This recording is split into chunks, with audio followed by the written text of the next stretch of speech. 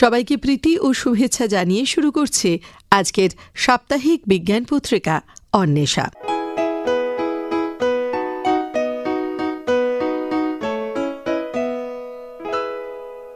ভারতীয় নৌবাহিনীর ভাণ্ডারে সংযোজিত হতে চলেছে আরও একটি নাম, সংঘমিত্রা।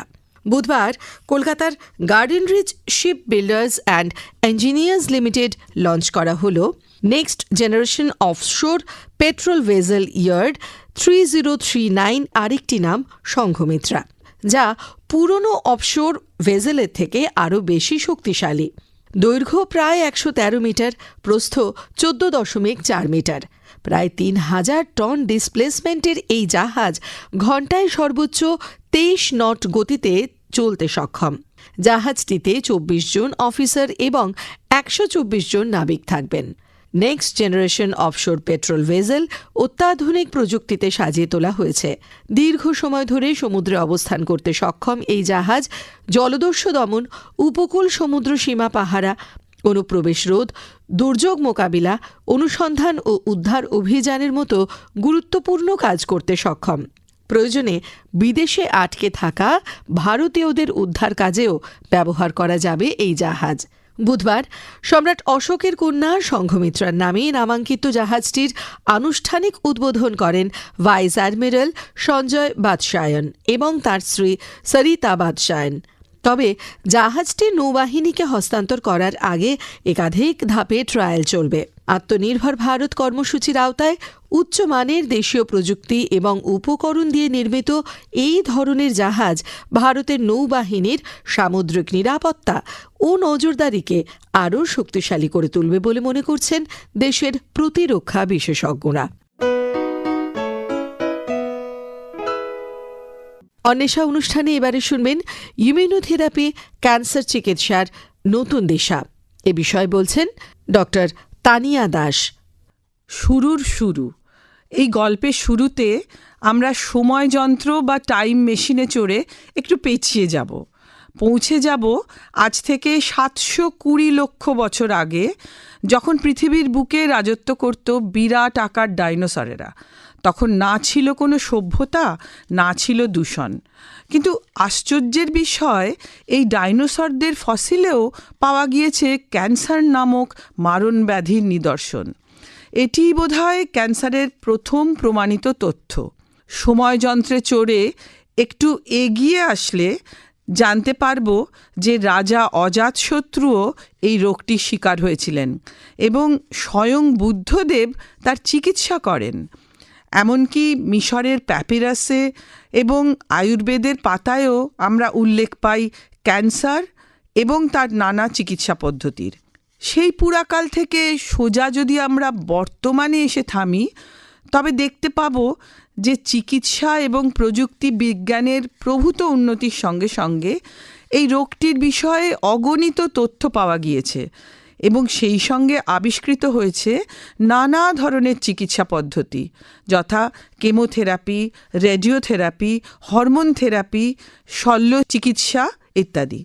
কিন্তু তা সত্ত্বেও পরিসংখ্যান বলছে যে ক্যান্সারের সার্বিক নিরাময় এখনও অনেকাংশেই অধরা থেকে গিয়েছে এবং আপাত নিরাময়ের পরে রোগটির পুনরাবির্ভাব ঘটার হারও যথেষ্টই নিরাশাব্যঞ্জক। এছাড়া এই সকল চিকিৎসা পদ্ধতির পার্শ্ব প্রতিক্রিয়া পরিস্থিতিকে আরও জটিল করে তুলেছে। এই অবস্থা থেকে উদ্ধারের পথে আলো দেখিয়েছে অধুনা আবিষ্কৃত ইমিউনোথেরাপি। তার কথায় এবার আসব। ইমিউনোথেরাপির শুরু কি বৈদিক যুগে? সারা পৃথিবীর বিজ্ঞানীরা যখন ক্যান্সার চিকিৎসার সাফল্যের সন্ধানে রত, তখন আমরা আবার একটু পিছিয়ে আয়ুর্বেদের যুগে গিয়ে দাঁড়ালে দেখতে পাব যে সেই সময়ে কোনো ব্যক্তির অর্বুদ বা টিউমার হলে তার ভাই বা বোনের রক্ত তার শরীরে প্রবেশ করিয়ে সেই অর্বুদ নির্মূল করা হতো। এখন আমরা জানি যে রক্তের মধ্যে আমাদের দেহের প্রতিরোধ ক্ষমতা বা ইমিউন সিস্টেমের কোষগুলি থাকে। আমাদের মনে তাই প্রশ্ন তোলে তাহলে কি পুরাকালেও এই ধারণা ছিল যে ক্যান্সার রোগীর নিজস্ব প্রতিরোধ ক্ষমতা নিস্তেজ করে দেয়, যাতে সে আর ক্যান্সারের কোষগুলির বিরুদ্ধে লড়তে না পারে? তাই রোগীর ভাই বা বোনের রক্তের সুস্থ ইমিউন কোষ রোগীর শরীরে ঢুকিয়ে কি ক্যান্সারের নিরাময়ের পথ পেয়েছিলেন তাঁরা? আয়ুর্বেদের উল্লেখিত এই তথ্য মনে করায় গত 2 দশক ধরে ক্যান্সার চিকিৎসায় বৈপ্লবিক পরিবর্তন আনা ইমিউনোথেরাপির কথা, যে থেরাপিতে adaptive transfer of immune cell বা প্রতিরোধী কোষের স্থানান্তরমূলক প্রতিস্থাপন একটি অত্যন্ত গুরুত্বপূর্ণ প্রক্রিয়া।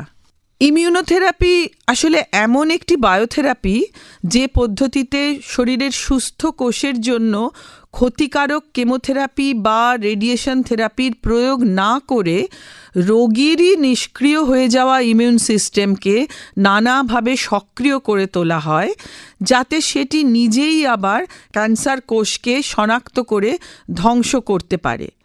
ইমিউনোথেরাপি তাই আধুনিক চিকিৎসা বিজ্ঞানের অন্যতম এক গুরুত্বপূর্ণ আবিষ্কার, যার গোড়াপত্তন হয়তো হয়েছিল সেই পুরাকালেই, আয়ুর্বেদের যুগেই। ইমিউন সিস্টেম ক্যান্সার প্রতিরোধে ব্যর্থ কেন? আমাদের চারপাশের পরিবেশে এত রকমের জীবাণু এবং অন্যান্য ক্ষতিকর কোষ বা পদার্থ থাকা সত্ত্বেও আমরা যে মোটের উপর সুস্থ এবং দীর্ঘ জীবন যাপন করি, তার চাবিকাঠিটি থাকে আমাদের শরীরের প্রতিরোধ ক্ষমতা বা ইমিউন সিস্টেমের কাছে। ইমিউন সিস্টেমের বিশেষ কোষগুলি যথা T cell, B cell, macrophage, dendritic cell ইত্যাদি, এরা বাইরে থেকে প্রবেশকারী ব্যাকটেরিয়া, ভাইরাস বা অন্যান্য ক্ষতিকারক জীবাণুকে বিদেশি বলে শনাক্ত করে মেরে ফেলে। ক্যান্সারের কোষগুলি যদিও রোগীর শরীরের স্বাভাবিক কোষ থেকেই তৈরি হয়, কিন্তু রূপান্তরের সময় এদের মধ্যে জিনগত এবং অন্যান্য পরিবর্তনের ফলে এদের মধ্যে অনেক অস্বাভাবিক প্রোটিন এবং অন্যান্য যৌগ তৈরি হতে থাকে। ইমিউন কোষগুলির তাই উচিত এই পরিবর্তিত কোষগুলিকেও বিদেশি বলে চিনতে পেরে ধ্বংস করে ফেলা। অপরপক্ষে ক্যান্সারের কোষগুলিও এতটাই চালাক যে তারা বিভিন্ন কৌশলে তাদের অস্বাভাবিক প্রোটিন এবং যৌগগুলোকে লুকিয়ে রেখে ইমিউন সিস্টেমের চোখে ধুলো দেয়। এর ওপরে আবার ক্যান্সার কোষগুলি নিজেদের বাঁচিয়ে রাখার জন্য ক্যান্সার বিরোধী ইমিউন কোষগুলিকে ক্যান্সার সহায়ক কোষে পরিবর্তিত করে ফেলে। ফলে টিউমারের অভ্যন্তরে এবং চারপাশে, যাকে আমরা টিউমার মাইক্রো এনভায়রনমেন্ট বলি, সেখানে পুরোপুরি প্রতিরোধ দমনকারী পরিবেশের সৃষ্টি হয়, যা বস্তুত ক্যান্সারকে বেড়ে উঠতেই সাহায্য করে। আসলে ক্যান্সার নানা কৌশলে ইমিউন সিস্টেমের কোষগুলিকে শুধুমাত্র যে নিষ্ক্রিয় করে দেয় তাই নয়, তাদেরকে রূপান্তরিত করে নিজের বেড়ে ওঠায় এবং সংখ্যা বাড়ানোর কাজে লাগায়। ইমিউনোথেরাপির মূল লক্ষ্য এই নিষ্ক্রিয় বা ক্যান্সার সহায়ক ইমিউন সিস্টেমকে আবার সক্রিয় করে তোলা। গত 2 দশক ধরে যেভাবে ইমিউনোথেরাপির বৈজ্ঞানিক পথ চলা শুরু হয়েছে, তার গোড়াপত্তন কিন্তু 19 শতকের শেষ ভাগে। এই সময় American surgeon doctor William Koli লক্ষ্য করেন যে ব্যাকটেরিয়ার আক্রমণের পরে কোনো কোনো ক্যান্সার রোগী কিছুটা সুস্থ হয়ে ওঠেন। তিনি তখন কোলির টক্সিন নামে পরিচিত ব্যাকটেরিয়াল টক্সিন ক্যান্সার রোগীর শরীরে প্রবেশ করিয়ে রোগীর ইমিউন সিস্টেমকে সজীবিত করার চেষ্টা করেন, যাতে সেই ইমিউন সিস্টেম রোগীর ক্যান্সার কোষগুলির বিরুদ্ধে কাজ করতে পারে। ডাক্তার কোলির এই গবেষণাই আধুনিক ইমিউনোথেরাপির প্রথম সোপান। পরে প্রযুক্তিবিজ্ঞানের উন্নতির সঙ্গে সঙ্গে এই গবেষণায় বিপ্লব এসে যায়। বিজ্ঞানীরা বুঝতে পারেন কিভাবে ইমিউন সিস্টেম রোগ প্রতিরোধ করে এবং ক্যান্সার কিভাবে তা ধ্বস্ত করে দেয়। শত্রু চেনা হয়ে যাবার পরেই শুরু হয় শত্রুর নিধনের ব্যবস্থা গড়ে তোলার কাজ, ইমিউনোথেরাপি। ইমিউনোথেরাপি সৈন্য সামন্তরা, ইমিউন চেকপয়েন্ট ইনহিবিটর থেরাপি। আমাদের ইমিউন সিস্টেমে কিছু ব্রেক বা নিয়ন্ত্রণ ব্যবস্থা থাকে, যাতে অতিরিক্ত প্রতিক্রিয়া না হয়। ক্যান্সার কোষ এদিকে এই ব্যবস্থাকে কাজে লাগিয়ে ইমিউন সিস্টেমের অন্যতম হাতিয়ার টি সেলকে নিষ্ক্রিয় করে দেয়, ফলে তারা আর কাজ করতে পারে না। ইমিউন চেকপয়েন্ট ইনহিবিটর এই ব্রেককে সরিয়ে দিয়ে টি সেলকে আবার সক্রিয় করে তোলে। কার টি সেল থেরাপি এই পদ্ধতিতে রোগীর রক্ত থেকে টি সেল সংগ্রহ করে ল্যাবরেটরিতে জিনগত পরিবর্তনের মাধ্যমে এই টি সেলগুলিতে কাইমারিক অ্যান্টিজেন রিসেপ্টর বা কার সংযুক্ত করানো হয় এবং পরিবর্তিত কোষগুলিকে সংখ্যায় বাড়িয়ে তাদের আবার সেই রোগীর শরীরে প্রবেশ করানো হয়, যাতে এই পরিবর্তিত টি সেলগুলি সরাসরি ক্যান্সার কোষকে শনাক্ত করতে পারে এবং তাদের আক্রমণ করে মেরে ফেলতে পারে। আরেকটি হলো ক্যান্সার ভ্যাকসিন। এই ধরনের ভ্যাকসিন ইমিউন সিস্টেমকে ক্যান্সার কোষের নির্দিষ্ট অ্যান্টিজেন চিনতে শেখায়, যাতে শরীর নিজেই ক্যান্সারের বিরুদ্ধে প্রতিরোধ গড়ে তুলতে পারে। মনোক্লোনাল অ্যান্টিবডি থেরাপি, এতে বিশেষভাবে তৈরি অ্যান্টিবডি ক্যান্সার কোষের নির্দিষ্ট প্রোটিনকে লক্ষ্য করে আক্রমণ করে। সাইটোকাইন থেরাপি, এই থেরাপিতে ইমিউন কোষের মধ্যে যোগাযোগকারী রাসায়নিক পদার্থ বা সাইটোকাইন এটিকে ব্যবহার করে রোগ প্রতিরোধ প্রতিক্রিয়া বাড়ানো হয়। ম্যাক্রোফাজ থেরাপি, এই থেরাপিতে ম্যাক্রোফাজ নামক ইমিউন কোষকে সক্রিয় করে ক্যান্সার কোষ ধ্বংস করার চেষ্টা করা হয়। ইমিউনোথেরাপির সুবিধা এবং অসুবিধা, যেহেতু ইমিউনোথেরাপি শরীরের নিজস্ব প্রতিরোধ ক্ষমতাকেই সক্রিয় করে তুলে ক্যান্সার কোষকে মারে, তাই কেমোথেরাপি বা রেডিওথেরাপির মতো শরীরের সুস্থ কোষগুলির ওপরে এর পার্শ্ব প্রতিক্রিয়া হবার সম্ভাবনা কম থাকে। এছাড়া ইমিউন সিস্টেমের স্মৃতিশক্তি বা মেমারি থাকায় ভবিষ্যতে ক্যান্সার ফিরে আসা, যাকে আমরা রিল্যাপস বলি, তার সম্ভাবনাও কম থাকে। ফলে অনেক রোগী যাদের ক্ষেত্রে প্রচলিত চিকিৎসা ব্যর্থ হয়েছিল, তারাও এই চিকিৎসায় সম্পূর্ণ সুস্থতা লাভ করেছেন। তবে ইমিউনোথেরাপি যে সম্পূর্ণ পার্শ্বপ্রতিক্রিয়াহীন এমনও কিন্তু ঠিক কথা নয়। অতিরিক্ত সক্রিয় ইমিউন সিস্টেম কখনো কখনো সুস্থ অঙ্গকেও আক্রমণ করতে পারে। বিশেষ করে কার টি সেল থেরাপিতে বিপজ্জনক মারাত্মক প্রদাহ সৃষ্টি হতে পারে। আবার কিছু টিউমারে ইমিউন কোষ সহজে প্রবেশ করতে পারে না এবং টিউমারের চারপাশে এমন পরিবেশ তৈরি হয় যা সক্রিয় করে তোলা ইমিউন প্রতিক্রিয়াকে আবার দুর্বল করে দেয়। আর একটা কথা বলতেই হবে যে উন্নত ইমিউনোথেরাপি কিন্তু অত্যন্ত ব্যয়বহুল। ইমিউনোথেরাপির ভবিষ্যৎ সত্যিই অত্যন্ত আশাব্যঞ্জক। বর্তমানে সারা পৃথিবী জুড়ে বিজ্ঞানীরা গবেষণা করে চলেছেন, যেমন ক্যান্সার যে প্রক্রিয়া ইমিউন সিস্টেমকে ক্যান্সার সহায়ক করে তোলে সেগুলিকে খুঁজে বার করা এবং তার বিরুদ্ধে প্রতিরোধ গড়ে তোলা। এছাড়া কেমোথেরাপি ও রেডিয়েশন থেরাপির সঙ্গে সঙ্গে ইমিউনোথেরাপির যৌথ চিকিৎসা করা, কম্বিনেটোরিয়াল থেরাপি যাকে আমরা বলি, ব্যক্তিভিত্তিক বা পার্সোনালাইজড ক্যান্সার ভ্যাকসিন তৈরি করা, আবার নতুন ইমিউন চেকপয়েন্ট অণু আবিষ্কার করা, এছাড়া জিন সম্পাদনা প্রযুক্তির প্রয়োগ, রোগীর প্রতিক্রিয়ার প্রেডিকশন করার জন্য কৃত্রিম বুদ্ধিমত্তা বা আর্টিফিশিয়াল ইন্টেলিজেন্সের ব্যবহার করা, এছাড়া অন্ত্রের জীবাণু, বিপাক ক্রিয়া এবং জীবনযাত্রার প্রভাব নিয়েও গবেষণা চলছে সারা বিশ্বজুড়ে। বিজ্ঞানীদের চূড়ান্ত লক্ষ্য হল আরও নিরাপদ, আরও কার্যকর এবং সাশ্রয়ী চিকিৎসা ব্যবস্থা তৈরি করা, যাতে বিশ্বের আরও বেশি মানুষ উপকৃত হতে পারেন। আমরা করব জয় নিশ্চয়। ক্যান্সার ইমিউনোথেরাপি চিকিৎসা বিজ্ঞানে এক যুগান্তকারী পরিবর্তনের সূচনা করেছে। যদিও এখনও অনেক চ্যালেঞ্জ রয়ে গেছে, তবুও ইমিউনোথেরাপি ইতিমধ্যেই বহু ক্যান্সারের চিকিৎসায় বিপ্লব ঘটিয়েছে এবং অসংখ্য রোগীকে নতুন আশার আলো দেখিয়েছে। উইলিয়াম কোলির প্রাথমিক পরীক্ষার যুগ থেকে আজকের অত্যাধুনিক সেলুলার ইঞ্জিনিয়ারিং পর্যন্ত এই যে যাত্রা, তা প্রমাণ করে যে বিজ্ঞান চর্চা, কৌতূহল এবং অধ্যাবসায় মানবশাস্ত্রের ক্ষেত্রে অসাধারণ পরিবর্তন আনতে পারে। প্রসঙ্গত উল্লেখ্য 2018 সালে ক্যান্সার চিকিৎসায় নেগেটিভ ইমিউন নিয়ন্ত্রণকে বাধা দেওয়ার আবিষ্কারের জন্য জেমস পি অ্যালিসন এবং তাসাকু হোজো এরা দুজন চিকিৎসা বিজ্ঞানে নোবেল পুরস্কার পান। সবশেষে আমাদের প্রাণের ঠাকুর রবি ঠাকুরের ভাষায় বলি, নিশিদিন ভরসা রাখিস, হবেই হবে, ওরে মন হবেই হবে। হ্যাঁ, সবার সম্মিলিত গবেষণা ও চিকিৎসার মাধ্যমে ইমিউনোথেরাপি অবশ্যই একদিন আরও সফলভাবে ক্যান্সারের সম্পূর্ণ নিরাময় করতে পারবে এবং আমরাও সেদিন এই মারণ রোগ থেকে মুক্তি পাব। আসুন সকলে তাকিয়ে থাকি সেই সূর্য ওঠা ভোরের দিকে। শুনলেন ইমিউনোথেরাপি ক্যান্সার চিকিৎসার নতুন দিশা, এই বিষয়ে বললেন ডক্টর তানিয়া দাস।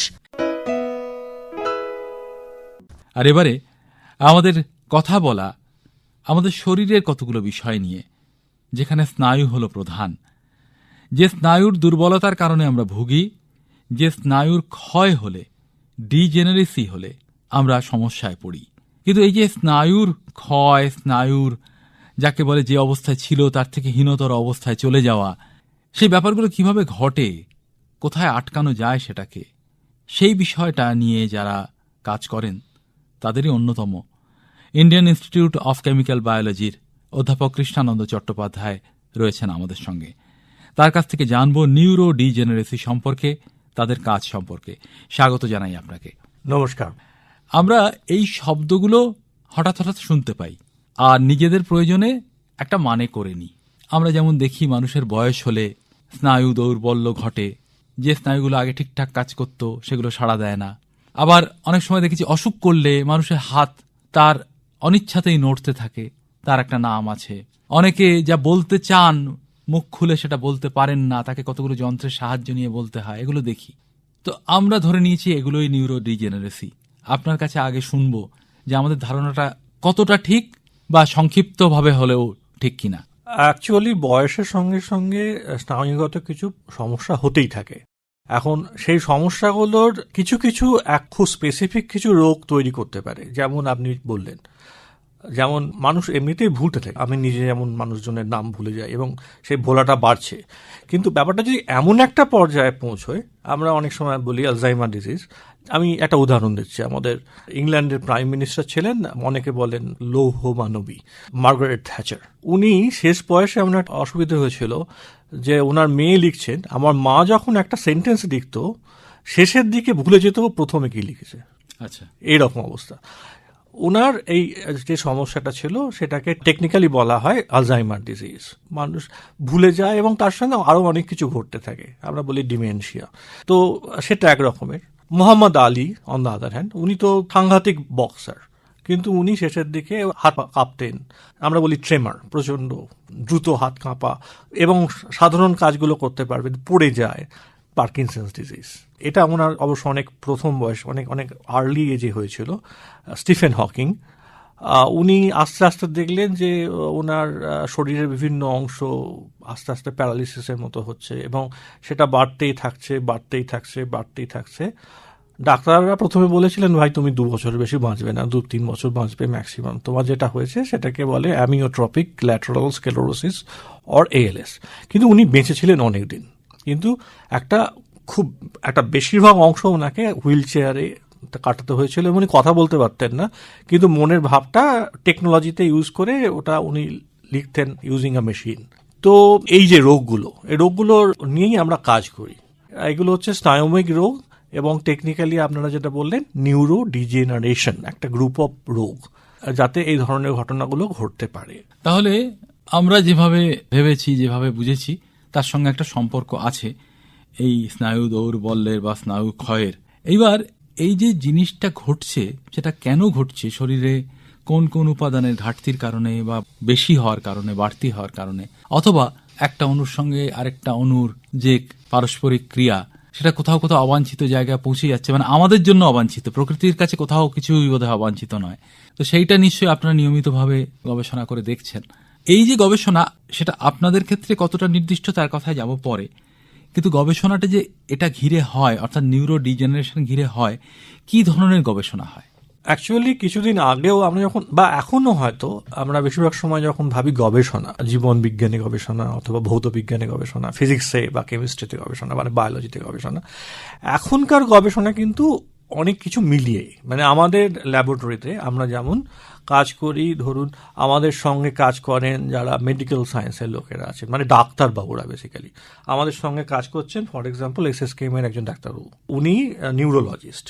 তারপরে আমাদের সঙ্গে কাজ করেন ফিজিক্যাল কেমিস্ট যারা বা ভৌত বিজ্ঞানী, ভৌত রসায়ন বিজ্ঞানী। আমি যখন একজন পেশেন্টকে দেখছি বা ডাক্তারবাবু যখন একজন পেশেন্টকে দেখছেন উনি সিমটমস বুঝছেন, রোগটা বুঝছেন, কিন্তু রোগটার যেটাকে বলে মলিকুলার লেভেলের আন্ডারস্ট্যান্ডিং, যেটা মলিকুলার লেভেলে কি হচ্ছে বা আপনি যেটাকে বললেন আণবিক স্তরে যে কি ঘটনাগুলো ঘটছে সেগুলো বুঝতে গেলে ডাক্তারবাবু চেয়ে দরকার একজন কেমিস্টের বা একজন ফিজিসিস্টের।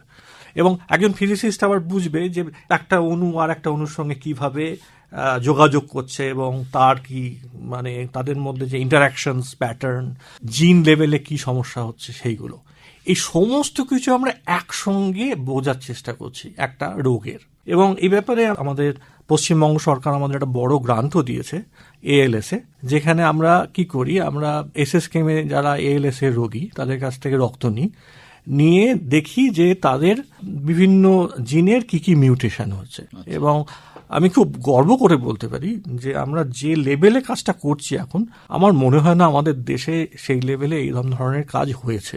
আচ্ছা, এই লেভেল বা স্তরের কথা যখন বলছেন তার মানেটা কি খুব ব্যাপক, না ভাবনায় সম্পূর্ণ মৌলিকত্ব, নতুনত্ব, কোনটা? দুটোই ব্যাপক। তার কারণটা হচ্ছে যে ধরুন আমরা অলরেডি 70 জন পেশেন্ট নিয়ে কাজ করে ফেলেছি এবং 3 বছরে আমাদের প্ল্যান আছে ধরুন কিছু না হোক 150 থেকে 200 ইফ নট 300 জন পেশেন্টকে নিয়ে কাজ করব। এবং এই এত বড়, যেটা টেকনিক্যালি বলা হয় কোহর্ট, পেশেন্ট কোহর্ট, এই এত বড় কোহর্ট নিয়ে ALS এ কাজ কিন্তু খুব বেশি হয়নি।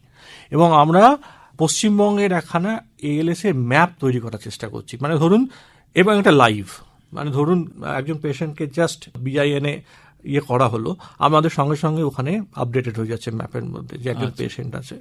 এই ধরনের মানে টেকনোলজি, ফান্ডামেন্টাল সায়েন্স এবং ডাক্তারবাবুরা সবাই মিলে একসঙ্গে কাজ করছে। এই যে একখানা আইডিয়া, এইটাকে আমি কি বলতে পারি, ব্যাপক, রাইট? এরা একটা বড় সড়ো লেভেলের কাজ, তো সেটা আমরা করছি। এবং তার সঙ্গে আমরা অ্যাকচুয়ালি আমাদের ল্যাবে লোকজন আছে যারা ওই প্রোটিনগুলোকে দেখছে, যে ধরুন আমরা 30টা প্রোটিনকে দেখার চেষ্টা করছি তাদের কি কি মিউটেশন হচ্ছে এবং মিউটেশনগুলো হলে কি ধরনের ঘটনা ঘটতে পারে। ধরুন আমরা দেখেছি সুপার অক্সাইড ডিসমুটেজ বলে একটা প্রোটিন আছে যেটা বেসিক্যালি কাজ করতে পারে না আর কি, এটা হলে তাদের 150টা মিউটেশন আছে। কিছু কিছু মিউটেশনে মানুষজন সঙ্গে সঙ্গে 2 বছর 3 বছরে মারা যায়, আবার কিছু কিছু মিউটেশনে হয়তো একজন 20 বছর 25 বছর বাঁচতে পারে। কেন? একটা মিউটেশনে অনেক দিন বাঁচতে পারে আর একটা মিউটেশনে খুব তাড়াতাড়ি মারা যায়, কেন হচ্ছে? মানে প্রশ্নগুলো সহজ, উত্তরটা কিন্তু শক্ত। এবং এই উত্তরগুলো নিয়ে গোটা পৃথিবীতে অনেক লোক কাজ করছে, আমরাও কাজ করছি। আমরা এখন দেখতে পাচ্ছি যেটা, যে কিছু কিছু মিউটেশনের জন্য যে প্রোটিনটা খুব তাড়াতাড়ি কি বলে এগ্রিগেট করে যাচ্ছে, আমরা কি বলবো, মানে জমাট বেঁধে যাচ্ছে, তাই তো? আবার কিছু কিছু মিউটেশনের ক্ষেত্রে ওই জমাট বাঁধাটা অনেক আস্তে আস্তে। এটাই কি, না আর কোনো কারণ আছে? আমরা কিন্তু এখনো জানি না এবং আমরা জানার চেষ্টা করছি আর কি। এই যে নিউরো ডিজেনারেশন নিয়ে কথা আলোচনা, যে সব পেশেন্টের উপর পরীক্ষা নিরীক্ষা চলছে, এটা খুব সাধারণ প্রশ্ন, এটা ঠিক বিজ্ঞানের প্রশ্ন নয়। তারা কি নিজেরা স্বেচ্ছায় এই গবেষণায় যোগ দিচ্ছেন, নাকি আলাদা করে তাদের জানানোর প্রয়োজন পড়ছে না? কেননা কতগুলো নিয়মও তো থাকে এক্ষেত্রে। আমি এই ব্যাপারে দেখেছি যে মানুষজনের কৌতূহল সাংঘাতিক। যখন ধরুন আমি একজনকে বলছি, এটা আমার এক্সপিরিয়েন্স, যে SSKM এ তাকে কিন্তু বলা হয়েছে, দেখো বাবা এই রোগে কিন্তু কোনো ওষুধ নেই, এবং আমরা হয়তো ওইভাবে বলিনি যে দেখো তুমি মারাই যাবে, হয়তো কতদিন বাদে সেটা আমরা জানি না, কিন্তু কোনো ওষুধ নেই। তারপরে উনি এগিয়ে গিয়ে বলছেন, ডাক্তারবাবু রক্তটা নিন, বেশি লাগলে। এবং এখানে কিন্তু রোগীদের অবস্থা খুব খারাপ অবস্থা থাকে। আমরা চাই যাতে আমার ক্ষেত্রে না হোক, আর একজনকে এরকম জিনিস ফেস করতে না হয়। আমরা চাই যে আপনারা এটা কিছু করুন। তখন আমাদের বলতেই হয়, দেখুন আমরা যে করে উঠতে পারবো আমাদের লাইফ টাইমে তাও জানি না, ইটস অলরেডি একটা এক্সপেরিমেন্ট এবং একটা বিজ্ঞানের গবেষণা। তার ফলাফল যে এই 3 বছরে কতটুকু হবে তা আমরা জানি না। তা সত্ত্বেও কিন্তু তাদের উৎসাহের কোনো খামতি নেই। মানুষজন চায় যেভাবে হোক তারা কন্ট্রিবিউট করতে। সাধারণ মানুষ হয়তো তারা কোনোদিন বিজ্ঞান পড়েনি, কিন্তু তারা এগিয়ে এসেছে এবং করেছে। এবং এমন লোকও আছে যারা অ্যাকচুয়ালি খুব পড়াশুনো করেছেন এবং তারাও এগিয়ে এসছেন। তো এই এগিয়ে আসাটা অবভিয়াসলি ভীষণ রকম আমাকে নাড়া দিয়েছে অ্যাটলিস্ট। হ্যাঁ, আর একটা জিনিস আছে যেটা টেকনিক্যাল, যে আমাদের কনসেন্ট নিতে হয়, আমাদের বুঝিয়ে বলতে হয় আমরা কি করছি, সেগুলো আমরা করি, যেটা যা নিয়ম তা করি। তাদের কিন্তু কোনো খামতি আমি দেখিনি এবং জেলা থেকেও ওইটা দেখেছি। শ্রোতা বন্ধুরা, মানুষকে অনেকভাবে বর্ণনা করার চেষ্টা করা হয়। কোথাও কোথাও এমনও বলা হয় মানুষ অসীমের সন্তান। তো কি অর্থে বলা হয় আমরা জানি না, কিন্তু এই বিজ্ঞান গবেষণার কথা শুনতে শুনতে যেন তার একটা মানে ফুটে উঠছিল যে আমরা অন্তত অসীমের অভিমুখী। কোথায় গিয়ে পৌঁছচ্ছি জানি না, কিন্তু ইচ্ছেটা আছে বহুদূর যাওয়ার। নিউরোডিজেনারেশন, স্নায়ু দৌর্বল্য, স্নায়ুর ক্ষয় কিভাবে মানুষের শরীরে ঘটে, কোন প্রোটিনের ভূমিকা থাকে, সেই প্রোটিনও কোন পরিবেশে অমন একটা ক্ষতিগ্রস্ত অবস্থা পায়, এই সব কিছু বোঝার যারা চেষ্টা করছেন এবং সেখানে নেতৃত্ব দিচ্ছেন যিনি, ইন্ডিয়ান ইনস্টিটিউট অফ কেমিক্যাল বায়োলজির অধ্যাপক কৃষ্ণানন্দ চট্টোপাধ্যায়, এবং তার সঙ্গে রয়েছেন অনেক অগ্রণী বিজ্ঞানী, চিকিৎসক, রসায়নবিদ, ভৌতবিজ্ঞানী ইত্যাদি। তারা কোথায় পৌঁছবেন আমরা জানি না, তারা নিজেরাও বলছেন তারা জানেন না, কিন্তু তারা উপভোগ করছেন এই সফরটাকে এবং তাদের কাজটা মানুষের উপকারে তো লাগবেই। তার থেকেও বড় কথা, প্রকৃতি সম্পর্কে অনেক নতুন সত্য বেরিয়ে আসবে। ধন্যবাদ জানাই আমাদের স্টুডিওতে এসে কথা বলার জন্য। অধ্যাপক কৃষ্ণানন্দ চট্টোপাধ্যায় এর আগেও এসেছেন, আজকে আরও একবার এসে তার গবেষণা সম্পর্কে আমাদের আলোকিত করলেন। নমস্কার। নমস্কার।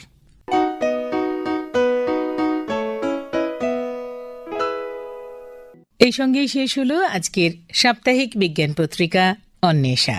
সম্পাদনা মনোজ কর, প্রযোজনা ডক্টর মানস প্রতিম দাস।